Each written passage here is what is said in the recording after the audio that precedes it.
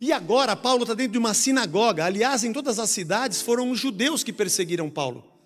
Ele está falando da cruz e da ressurreição, mas os judeus não querem saber de cruz e ressurreição, eles querem sinais.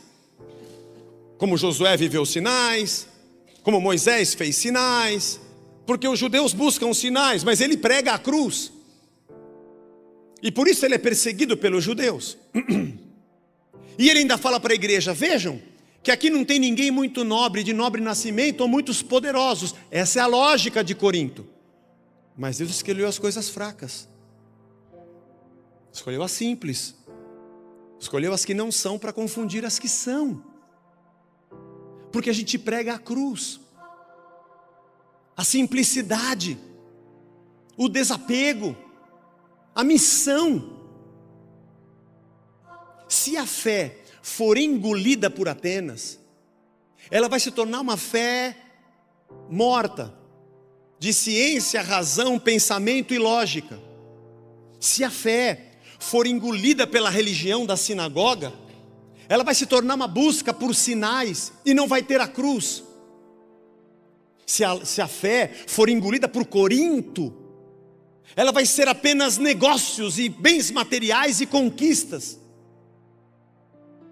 Mas Paulo está dizendo, a gente prega a Cristo, que é uma loucura para o grego, é um escândalo para o judeu, é uma vergonha para o morador de Corinto, porque a gente é simples e os humildes, e são as coisas pequenas que vão confundir as fortes, porque o reino de Deus não é operado segundo a lógica de Atenas, nem de Israel e nem de Corinto.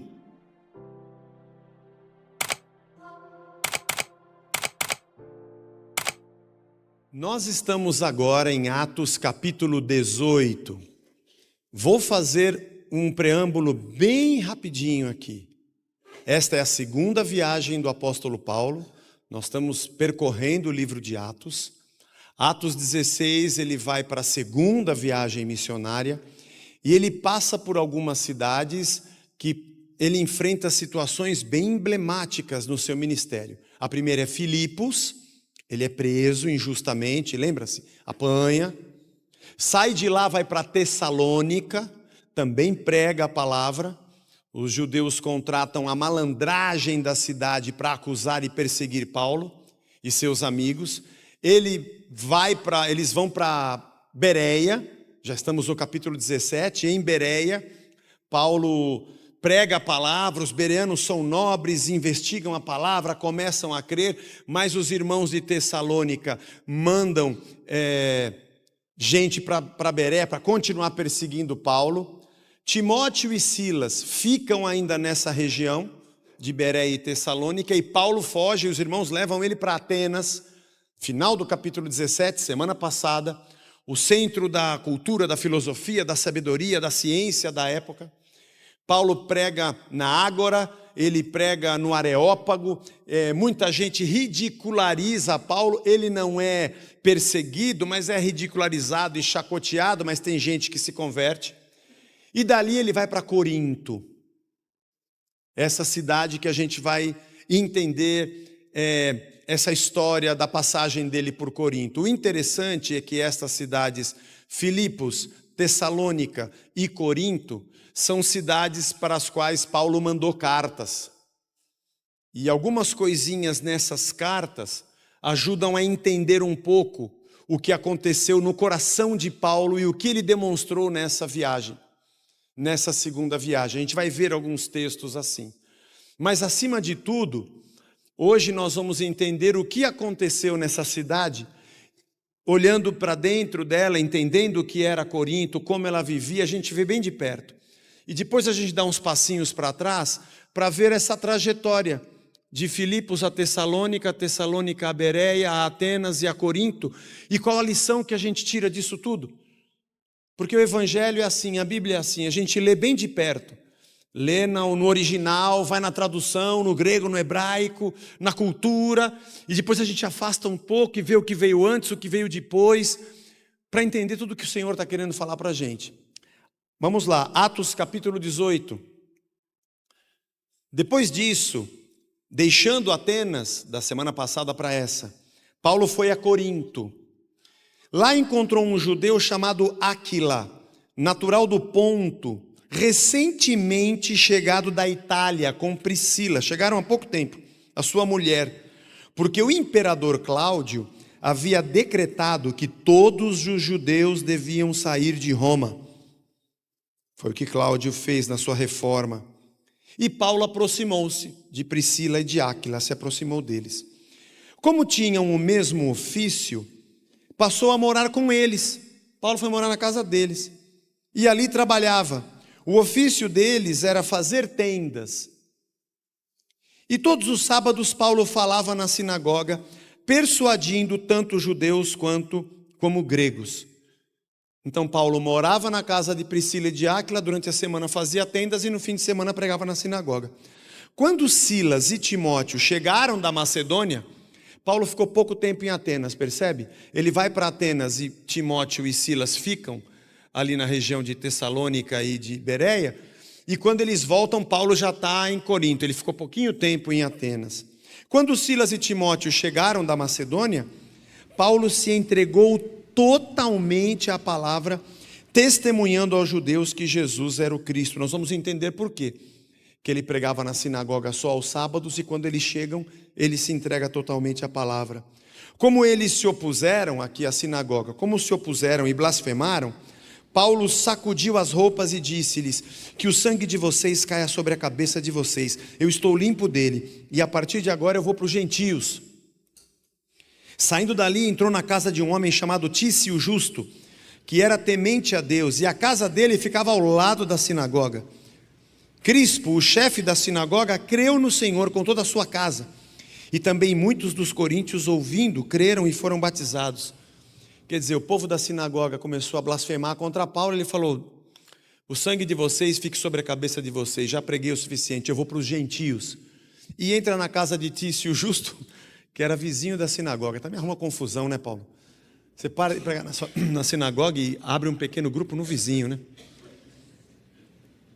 Mas o Crispo, que era o chefe da sinagoga, se converte. Aí não tinha mais problema. Não chamava a polícia, nem falava da lei do psil. Certa noite, Paulo teve uma visão em que o Senhor disse: não tenha medo, pelo contrário, fale e não fique calado, porque eu estou com você e ninguém ousará lhe fazer mal, pois tenho muito povo nessa cidade. E assim Paulo permaneceu em Corinto 1 ano e 6 meses. Um dos maiores períodos que ele ficou numa cidade, ensinando entre eles a palavra de Deus.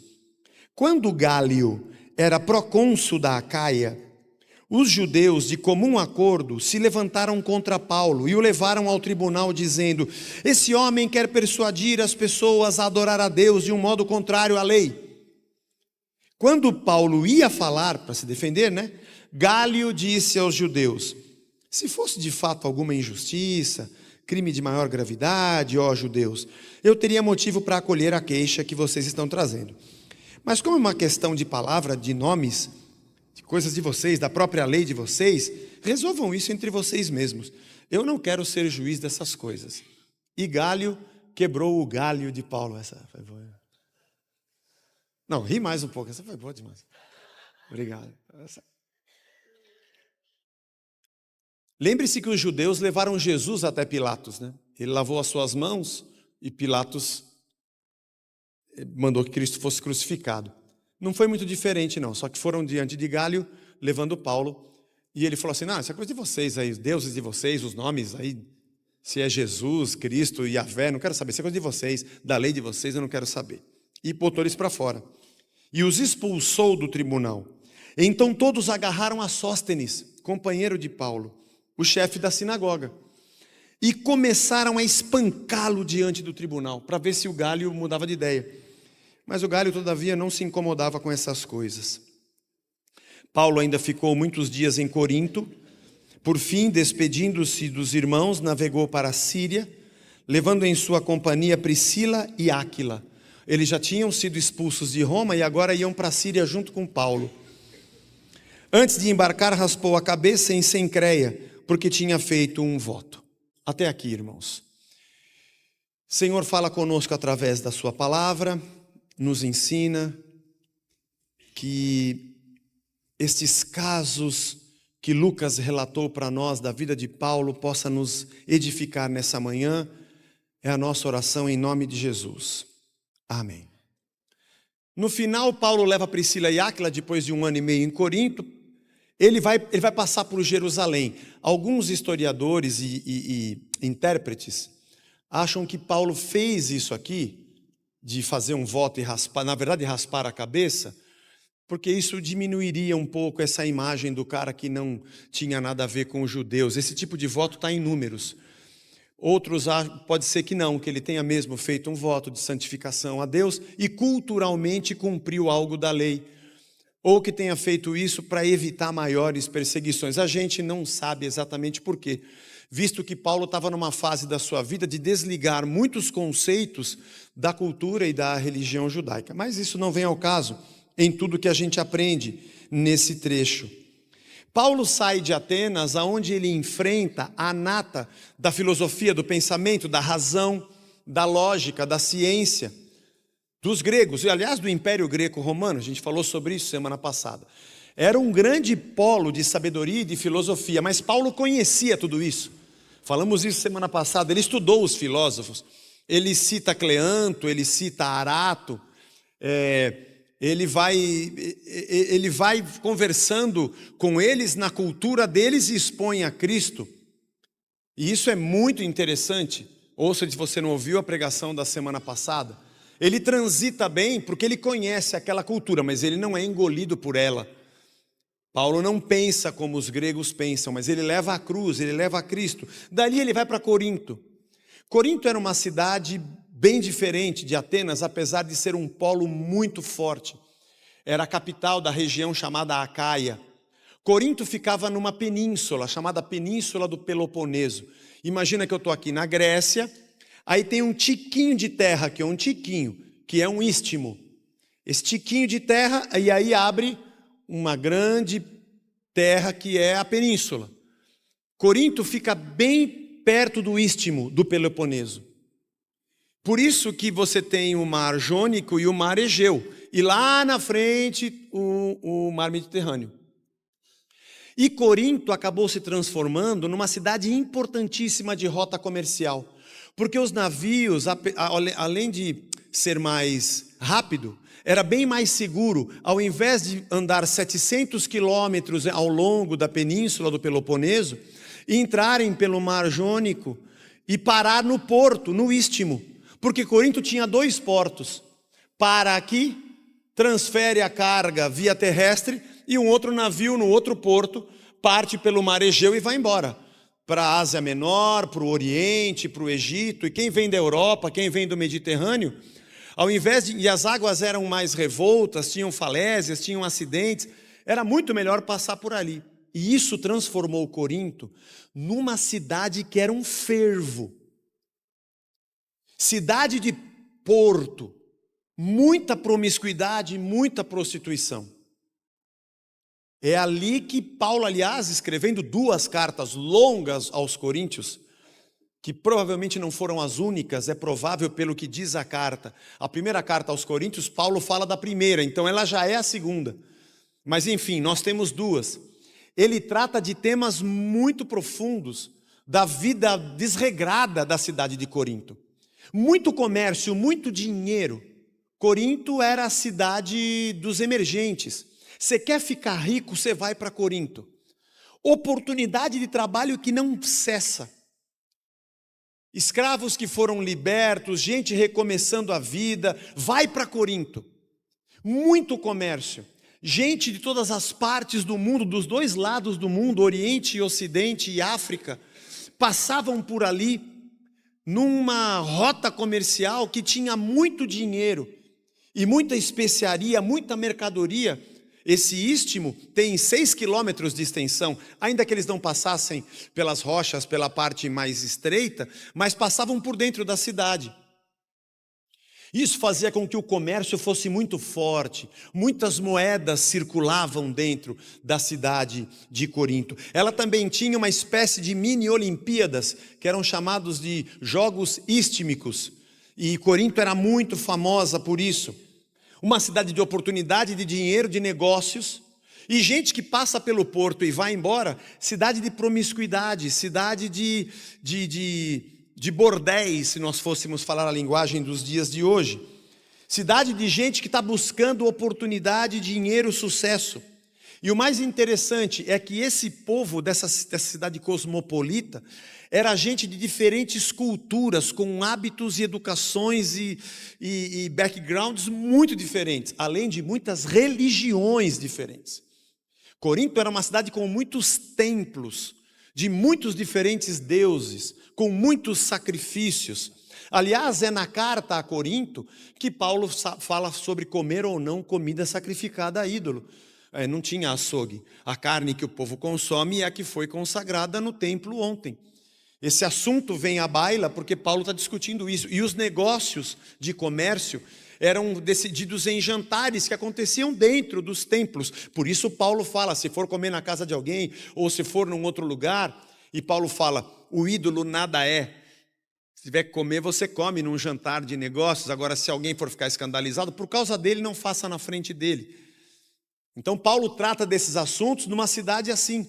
É nessa carta de Corinto que Paulo fala sobre um rapaz que estava transando com a madrasta. E Paulo fala, expulsa ele daí, todo mundo na comunidade da igreja sabe e ninguém faz nada. Na segunda carta, a gente vê Paulo pedindo para reconciliar aquele que se arrependeu. Era uma cidade com muita promiscuidade. Por tantas religiões, havia uma expressão de fé muito falsa. É nessa carta a Corinto que Paulo vai falar sobre a espiritualidade deles. E fala sobre dons nessa igreja. Eles eram promíscuos, tinha um cara que levou outro irmão para o tribunal, isso está no capítulo 6. Poxa, vocês estão tendo contendas de negócio entre vocês e vão procurar um tribunal para resolver, vocês são irmãos. Primeiro, vocês nem deveriam ter problema, porque vocês são do reino. E segundo, se tem, deveriam ter um conselho na palavra para se resolver. É nessa carta que ele fala isso. E é nessa carta que ele vai dizer que essas contendas têm que ser resolvidas à luz do Evangelho de Cristo, à luz do Evangelho de Deus. Mas eles eram muito espirituais nas profecias, nas palavras e no dom de línguas. Bom, nós estamos em Atos dos Apóstolos. Você sabe o que aconteceu no Pentecostes, já passamos pelo capítulo 2. No Pentecostes eles falavam e cada povo de cada região na festa em Jerusalém ouvia a pregação na sua própria língua materna. Esse é o fenômeno que aconteceu em Atos 2, mas em Corinto era o contrário. Eles queriam falar línguas que ninguém entendia nada, e é lá que Paulo diz, eu prefiro falar uma palavra no idioma que você entenda do que 1000 palavras que você não possa interpretá-las. Aliás, muita gente usa o texto de 1 Coríntios, quando Paulo fala de línguas, para afirmar o dom de línguas, enquanto Paulo está combatendo, na verdade, um falso dom. É muito doido isso. É uma igreja ultra problemática, mas era uma igreja de Cristo, com gente com muitas referências de ídolos, de deuses, e essa é a cidade onde Paulo está. Diferente de Atenas, que é um centro de intelectualização, apesar de muita idolatria, mas de muita gente de inteligência, buscando sabedoria e filosofia e ciência, agora é gente que está buscando grana e querendo se divertir, e querendo curtir a vida e crescer e juntar dinheiro, porque se você quer dar certo na vida, você tem que ir para Corinto. Aliás, é um pensador grego, pouco depois, que vai criar o verbo corintianizar. Ficou muito famoso ao longo desse período greco-romano, depois da Idade Média, que se você é uma pessoa corintianizada, é alguém que não tem estribeira, que não tem afeição, que... Não, irmãos, não é piada não, irmão, não é piada. Vocês estão rindo, né? Mas não é piada. Eu quero que você pesquise na internet, tá? Quando a pessoa era promíscua, ela era desonesta, desafeiçoada, preocupada com curtir, ele havia se corintianizado, ele havia assumido uma personalidade muito própria da maioria das pessoas que procuravam a cidade de Corinto. Qualquer semelhança era coincidência. Senhor, tu sabes que eu não fiz piada nenhuma, eu estou pregando a tua palavra. Só a do galho que eu brinquei, mas o senhor deixa. Amém. Obrigado, Senhor. Quando Paulo chega em Corinto, ainda sem Timóteo e Silas, ele encontra um casal, Priscila e Áquila. O imperador Cláudio assume o império em Roma para ser o César Augusto, que ele se autodenomina de novo César Augusto, em 41 depois de Cristo. Faz uma reforma religiosa e pelas contendas judeus cristãos, provavelmente porque há relatos históricos de que por conta de Cresto, ele expulsou judeus e cristãos de Roma. Mas não era Cresto, era Cristo, mas enfim. Eles são expulsos de Roma. Priscila e Áquila vão para Corinto, eles fazem tendas. Não sabemos se eles já eram convertidos a Cristo ou se isso acontece pela pregação de Paulo, mas a verdade é que eles se juntam com uma grande amizade. Você vai ver Priscila e Áquila sendo citados em outros textos de Paulo, em outras epístolas, inclusive com uma igreja que está na casa deles. Eles acolhiam pessoas e pregavam o evangelho. Discipulavam gente, acolhiam pessoas no meio da perseguição. Imagina um casal que tem a sua casa tudo arrumadinho e vem um decreto dizendo que tem que ser expulso daqui. Priscila e Áquila saíram com a mão na frente e outra atrás de Roma e foram parar em Corinto para recomeçar a vida. Mas eles não saíram de Roma apenas com um sentimento dizendo que pena, a gente tem que deixar esse lugar, vamos para Corinto que lá a gente pode ganhar mais grana. Mas como é que você pode afirmar isso, Zé? Porque quando Paulo sai da cidade, os convida, vamos comigo, eu vou continuar pregando, e eles vão com Paulo. E parece que o coração de Áquila e Priscila não estava ligado na terra, nem com a oportunidade que Corinto poderia lhes oferecer. E talvez não houvesse muito pesar por terem que ter deixado a cidade de Roma. Era gente do reino, gente que se alinhou imediatamente com Paulo. E eles faziam tendas para sobreviver, e o texto diz que Paulo fazia tenda com eles. De sábado pregava na sinagoga e de semana costurava. E trabalhava com eles e morava na casa deles. Gente que está recomeçando a vida fazendo tenda, falou, onde um come pouco, dois passa fome. Se quiser pode vir. Deita aí, dorme aqui no chão, mora com a gente.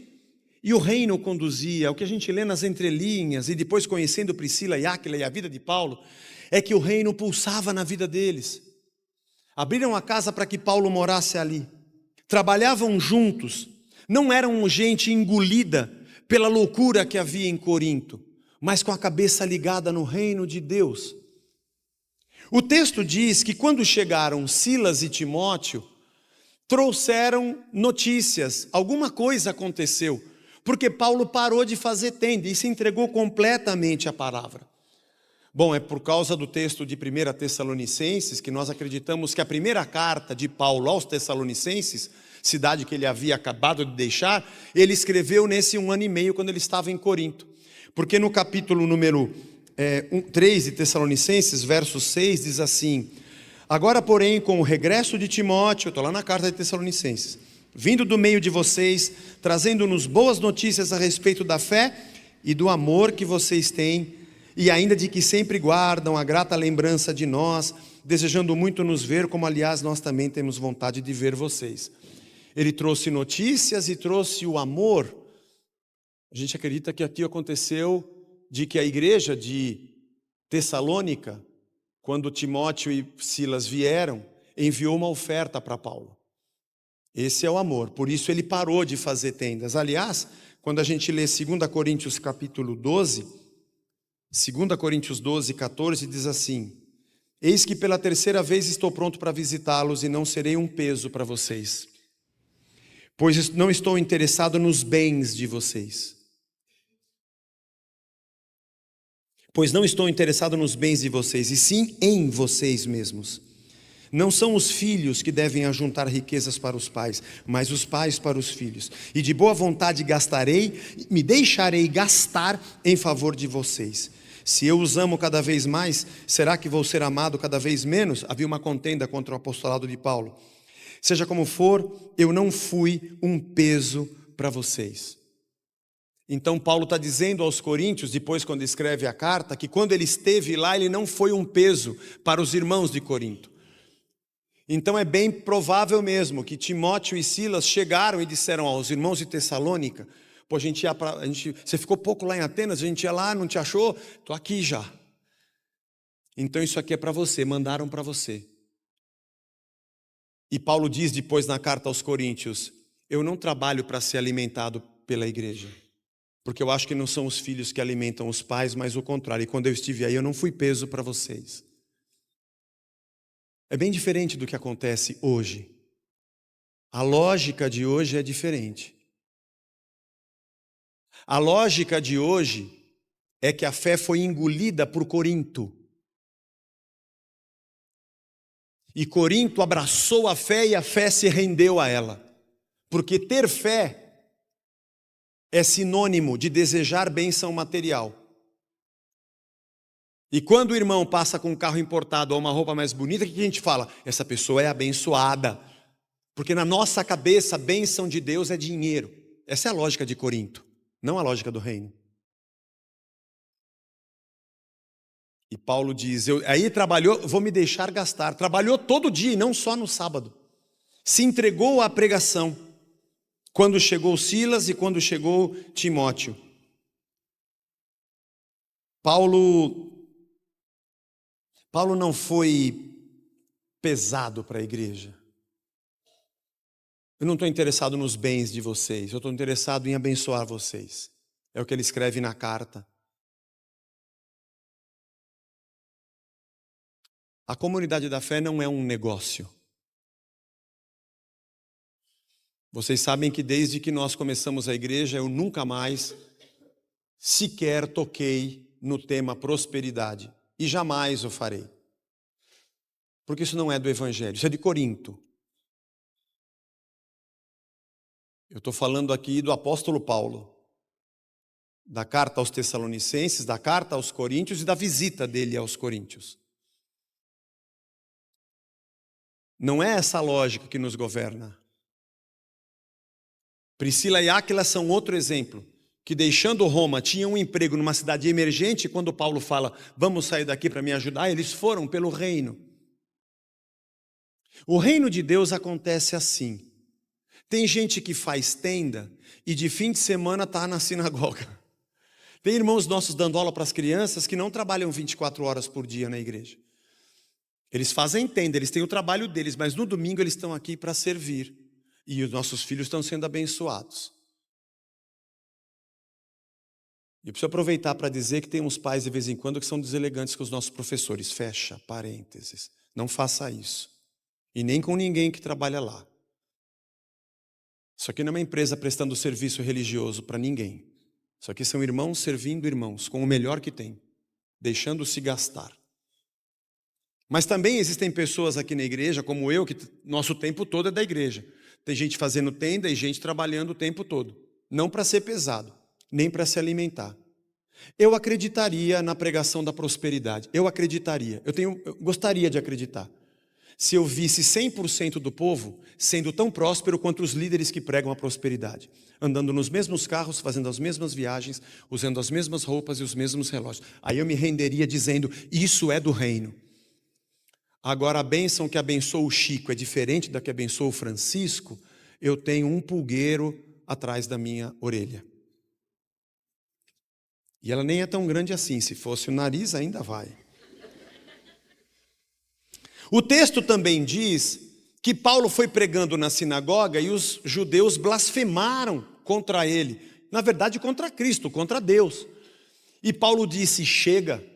Ele repetiu um pouco do que Jesus fez quando ele mandou 70 de 2 em 2. Casa que te receber com paz, você deixa a paz, senão você vai embora. Bate o pó da sandália e diz, não tem nada com vocês. Ele fez mais ou menos isso na sinagoga. O sangue está sobre a cabeça de vocês, vocês não querem crer, problema é de vocês, eu vou para os gentios.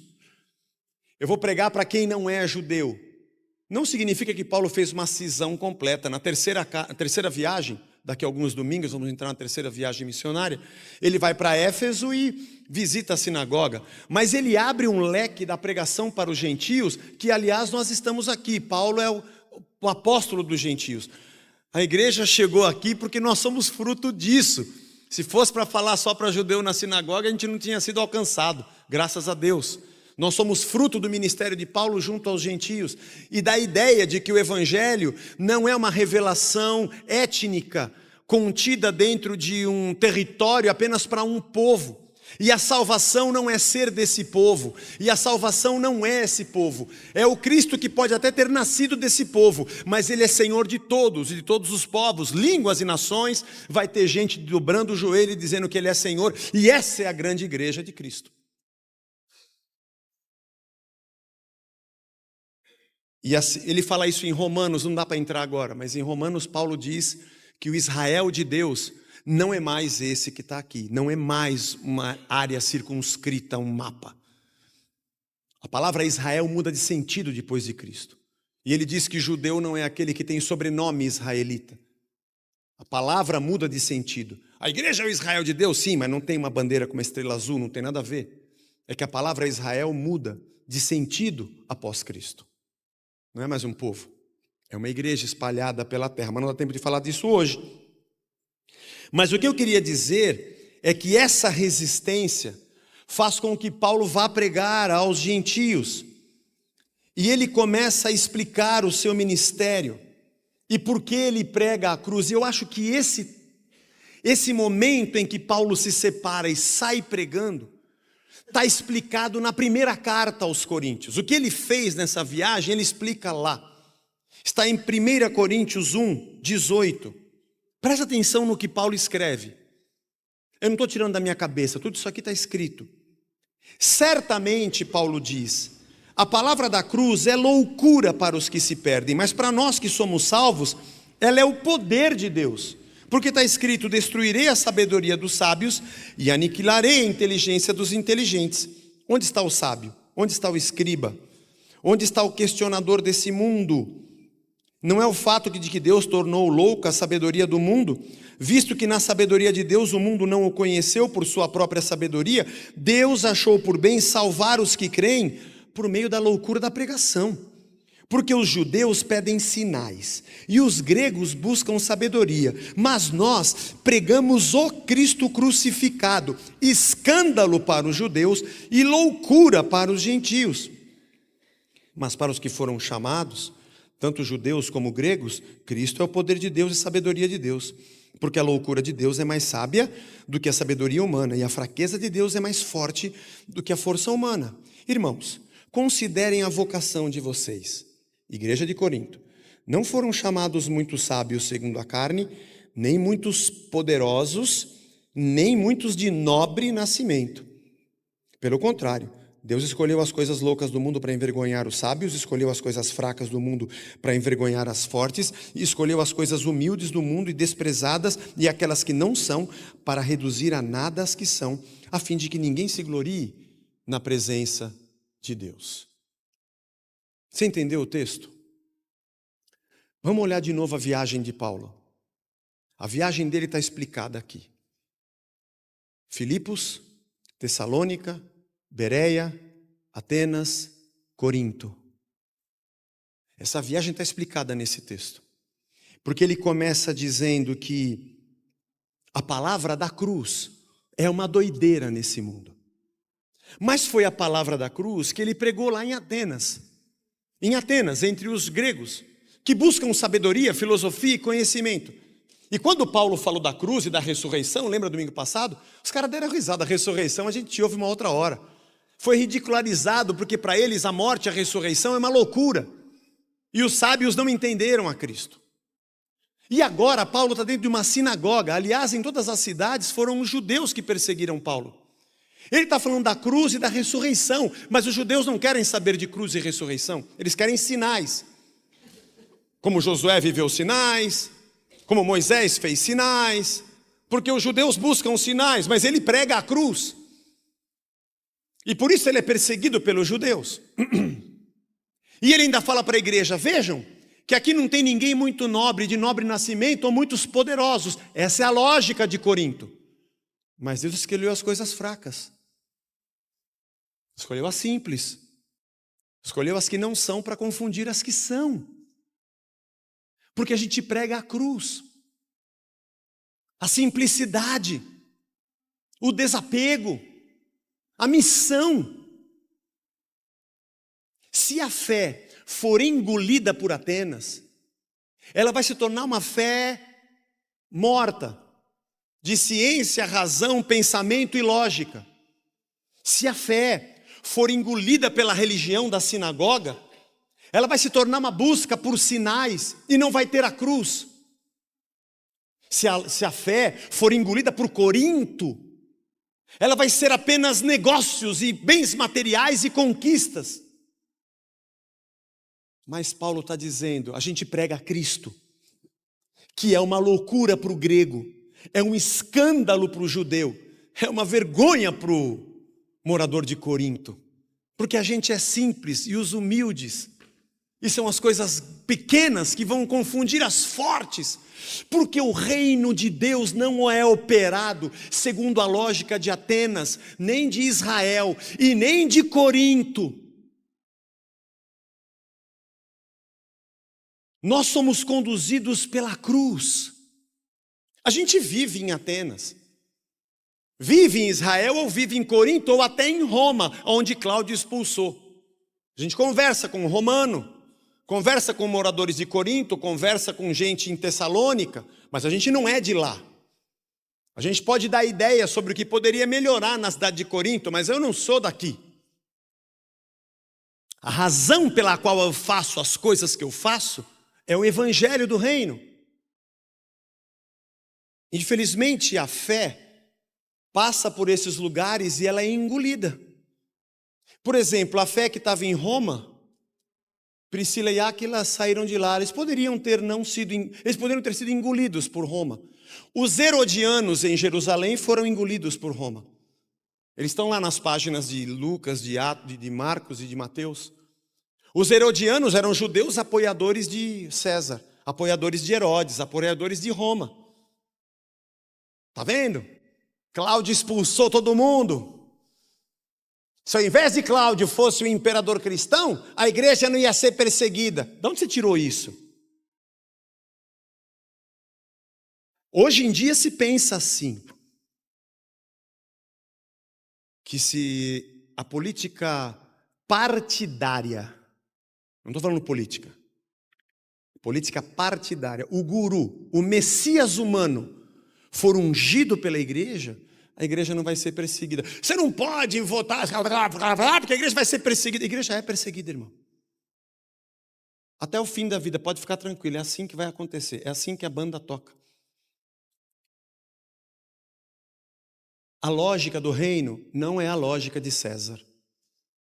Em nenhuma palavra de Cristo, em nenhuma das epístolas dos apóstolos, em nenhuma profecia da palavra de Deus, existe sequer uma ideia de que um dia o reino de Deus precisaria ser apoiado por uma nova Roma, por um novo Cláudio, para que fosse sustentado nessa terra.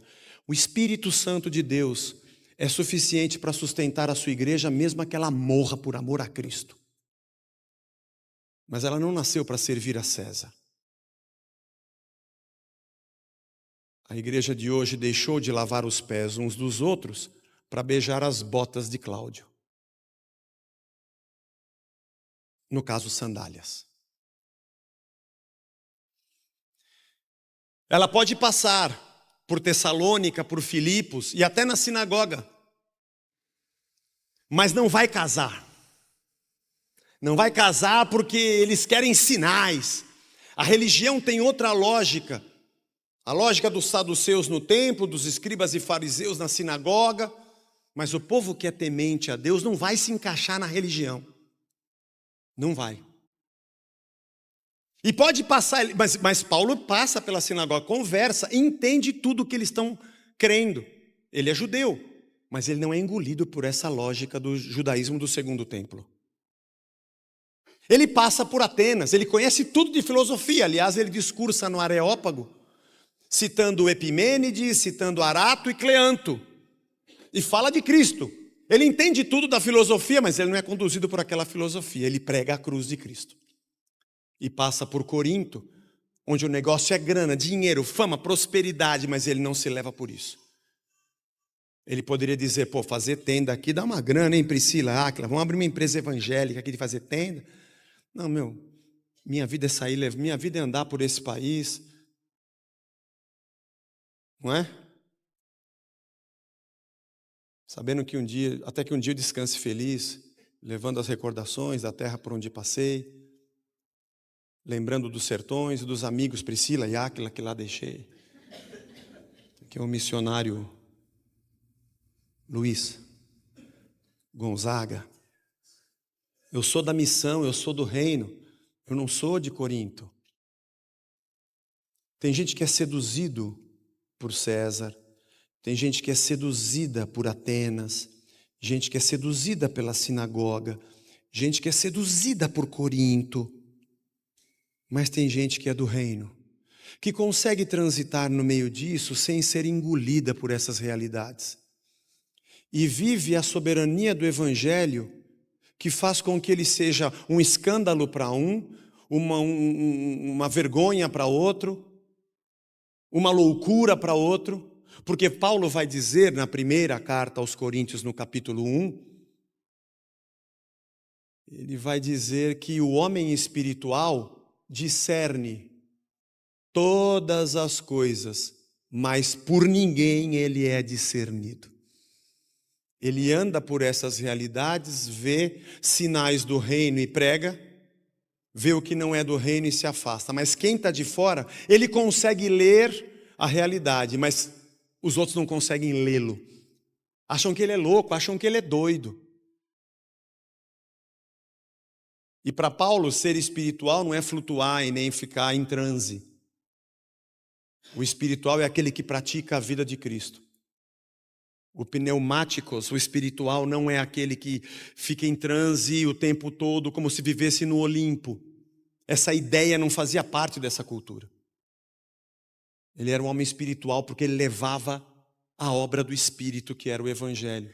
Nós é que temos tantas influências de tantas religiões e achamos que eu preciso de ir num culto para entrar em transe, para sentir. Claro que você vai se emocionar, chorar, levantar a mão, como aconteceu quando a gente cantou as canções aqui. Mas a minha mente é a mente de Cristo. Para encerrar, ele passou por Filipos, Tessalônica, Corinto, essas 3 igrejas ele mandou carta. Nós lemos Tessalonicenses, lemos Coríntios, eu quero ler um trecho agora de Filipenses 4. Essa você conhece de cor. 10, Paulo diz assim: fiquei muito alegre no Senhor, porque agora mais uma vez renasceu o cuidado que vocês têm por mim. Na verdade vocês já tinham esse cuidado antes, só que lhes faltava oportunidade. Digo isso não porque esteja necessitado, porque aprendi a viver contente em toda e qualquer situação. Eu sei o que é passar necessidade e sei também o que é ter em abundância. Aprendi o segredo de toda e qualquer circunstância, tanto de estar alimentado como de ter fome, tanto de ter em abundância como passar por necessidade. Eu tudo posso naquele que me fortalece. Todo mundo gosta desse versículo. Tudo posso naquele que me fortalece. Posso vencer, posso conquistar, posso destruir, posso crescer, posso prosperar. Mas não é isso que o texto, você arrancou o versículo do texto. Não é isso que Paulo está dizendo.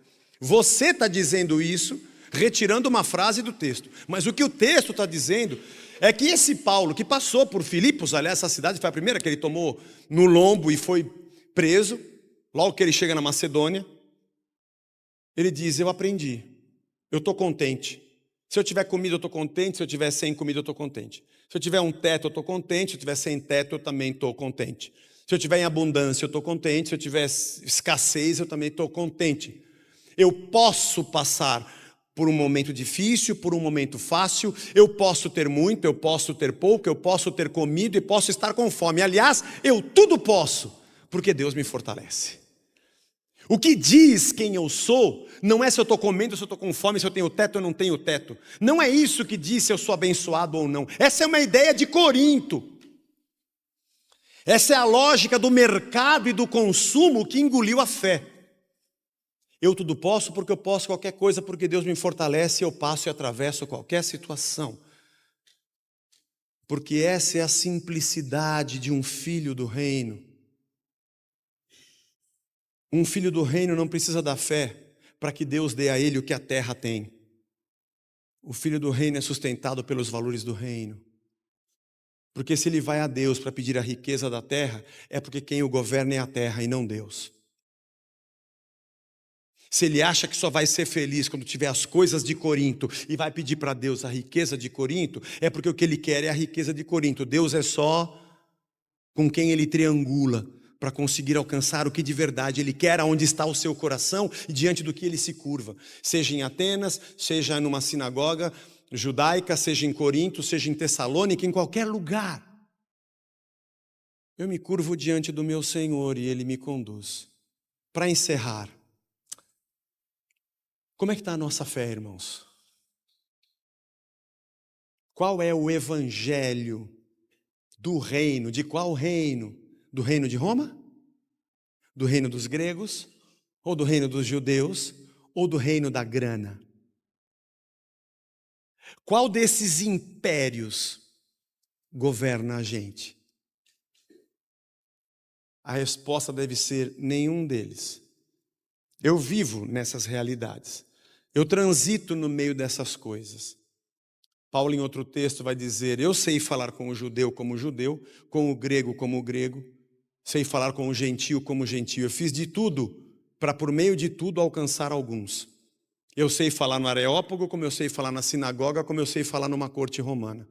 Eu sei falar hebraico, aramaico, grego, latim. Eu sei falar com filósofos e falar com religiosos. Sei falar com escribas, com fariseus e saduceus, como eu sei falar com filósofos ou com comerciantes. Mas nenhuma desses reinos me governa.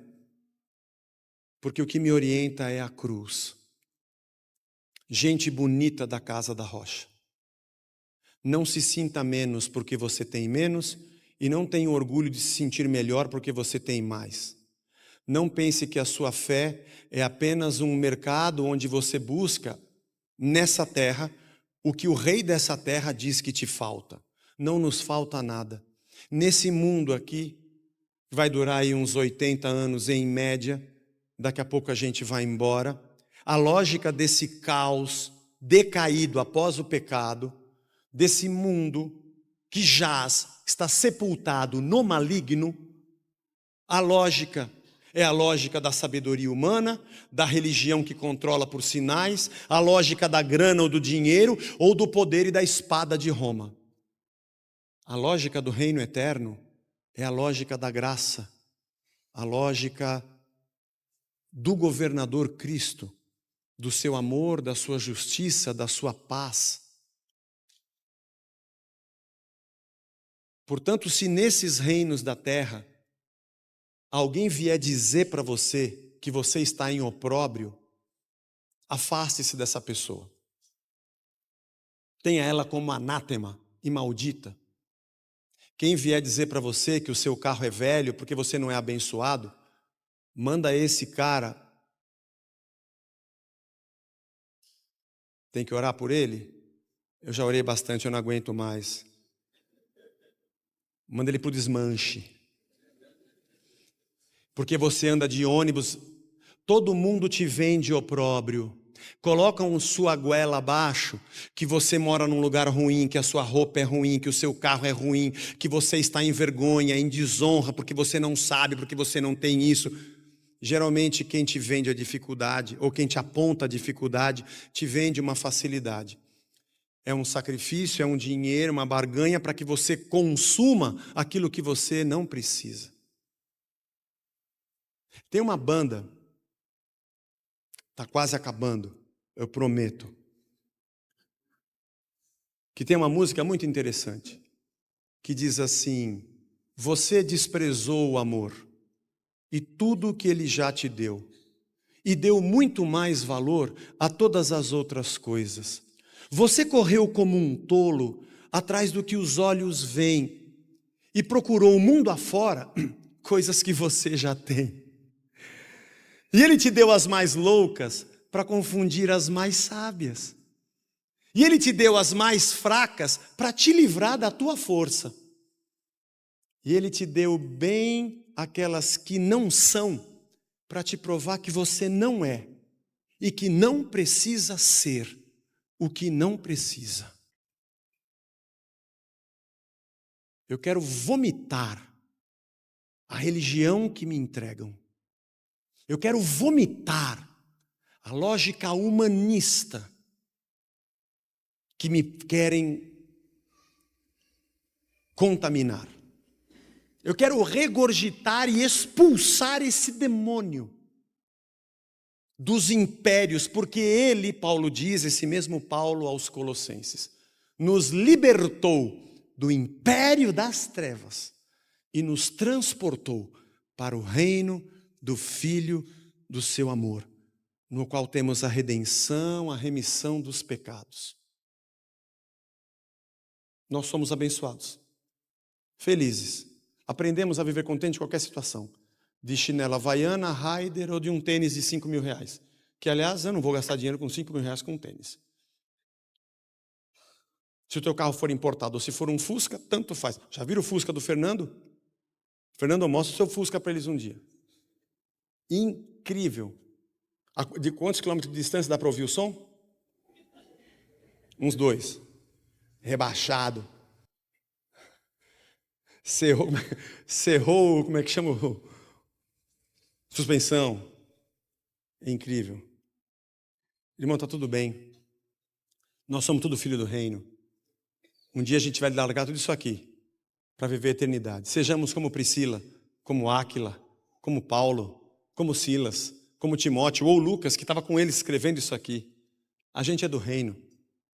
Sai, me larga, me deixa em paz, me erra, que eu quero viver o reino de Deus, a graça e o amor do Evangelho de Cristo.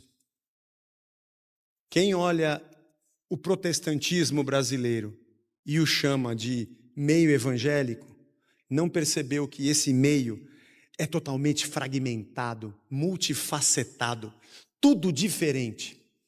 E que na maioria das vezes eu falo, o que eu estou fazendo aqui? Mas esse não é meu papel. Meu papel é viver o reino e viver o evangelho. Seja o nosso, em nome de Jesus. Vamos ficar de pé e vamos orar. Senhor Jesus, obrigado por esse exemplo de Paulo, por essas cartas, estas palavras e essa história que a gente vem estudando há meses e compreendendo as digitais do teu Espírito nessa história e tudo que a gente deve aprender para viver o teu evangelho. Senhor, obrigado pela cruz. Obrigado pelo sacrifício e pelo sangue. Obrigado por ter nos comprado com alto preço. E nós que não valíamos nada. Estávamos mortos nos nossos delitos e pecados. E o Senhor provou o seu amor para conosco, enviando o seu Filho para morrer por nós, sendo nós ainda pecadores. Nós somos salvos porque a tua graça nos alcançou. Senhor, todo dia a gente é bombardeado por gente de Roma, trazendo notícias de Cláudio e de César. Herodianos, querendo nos converter a Roma, gente querendo nos converter à sinagoga da religião, gente querendo nos converter a Corinto e sua grana e prosperidade, ou a Atenas com sua sabedoria e sua ciência. Livra a gente disso, Senhor.